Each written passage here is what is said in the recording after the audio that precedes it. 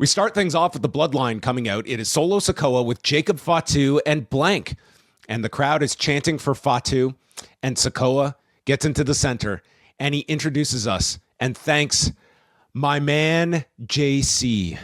And this is the repackaged Jeff Cobb, who by the end of the night would be given a last name. I thought we'd just go with JC himself. Is it Jesus Christ? No, it is JC Mateo. Jeff Cobb Mateo, welcome to the world. Just birth today, May Congratulations, 2025.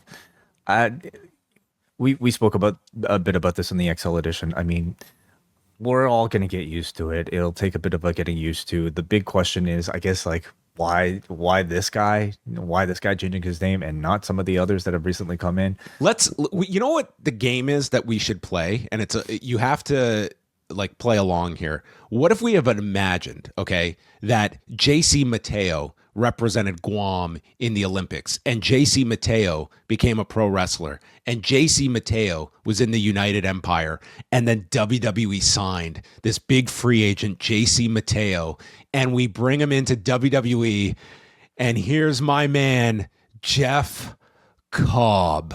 Yeah. No, you're right. I think we'd be more negative on that name than this one. I think that's a very good way of maybe taking our bias out and just judging a name strictly on just whether or not it fits and it works. It's fine. It works for this guy. It's not like he had this amazing name. It's just like that could be the answer. We hate your real name. Your real name sounds stupid. I mean, so we're gonna give you a new one. It could just be that. So Wade Barrett brings up Mateo's Olympic history. So if you're not familiar with him representing Guam, just go Google JC Mateo and bring up his Olympic pedigree. Mateo caught. Oh man, this is annoying. I just realized all my notes I wrote Cobb instead of Mateo. That's fine. No, anyway. We'll give you a pass for this. Well, I don't know. There's people listening. Mateo catches him and lifts, but Knight turns it into a neck breaker. I thought like the first 3/4 of this, I was watching this. I was like, this is like the most uninspired Jeff Cobb match I have seen in forever. Like it didn't help that I understand like this is an impromptu match. He should be in like street clothes, but like you could not give me a more generic look here. And it was just a very generic match that if anything, it was LA Knight that was showing more dynamicism than Jeff Cobb here. Thankfully I wonder if like there was a note about how he looked in that black t-shirt because after the commercial break, he appeared suddenly in a tank top. Oh my gosh. Yeah. Did he start the match in the t-shirt? No, he did not. Oh, okay. So okay. I wondered if like it was like Hunter like saying, like, "Hey, what do you don't look great wearing a black t-shirt. Can we find a black tank top for him? You look way too dull. We need to give you some arms." I wonder. Oh, okay. So anyway, at the end, suddenly a BFT gets blocked and Mateo hits the spin cycle and then the standing moonsault. It's like, okay, finally, we have some glimpses here of Jeff Cobb because this is the stuff that will get him over in a match because this crowd was just sitting on its hands. He sets up for the tour of the islands, but Knight holds on to the rope. So Knight then leaps off the middle rope with a crossbody to the floor on Sikoa and Fatu. And then LA Knight slingshots himself into the ring and he is caught by Cobb, who then hits the Mateo of the Islands as JC wins in 15:23.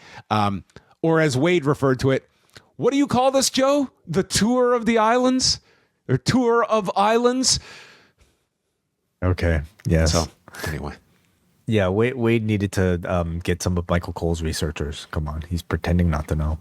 I did not think this was a good debut for Jeff Cobb. You know, on paper, seeing Jeff Cobb beat LA Knight, yes, that does mean something because LA Knight is a pretty high-level guy. But when you actually see the match and the totality of it being a pretty ho-hum match without that much crowd reaction, I thought it was a poor way to debut with Jeff Cobb. This should have been not necessarily against LA Knight, but just a more dominant and very impressive performance where he just like did his impressive suplexes, moonsault, you know, just get the crowd wowing and wanting more. Instead, they kind of dragged this thing too long.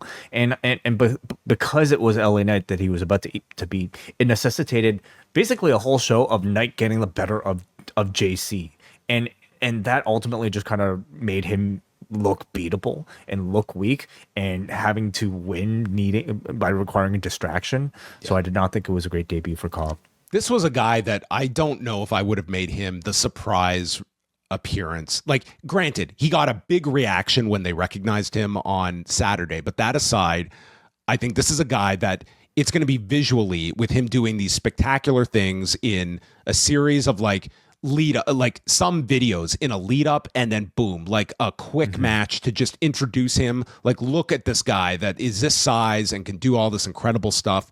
I just found just by pairing him like in the background here, not a slight against like Tamatonga and Tongaloa, but that's how you slotted him on week 1 to be one of the background players of the bloodline and not one of the front line of the bloodline.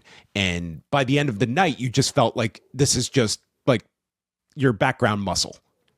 Agreed. Yeah, almost totally. So, and he's not a guy that's going to get over with like promos either. So like there are handicaps here, but there's also a way to get this guy over by utilizing his attributes. But you have to understand what you've got here in Jeff Cobb.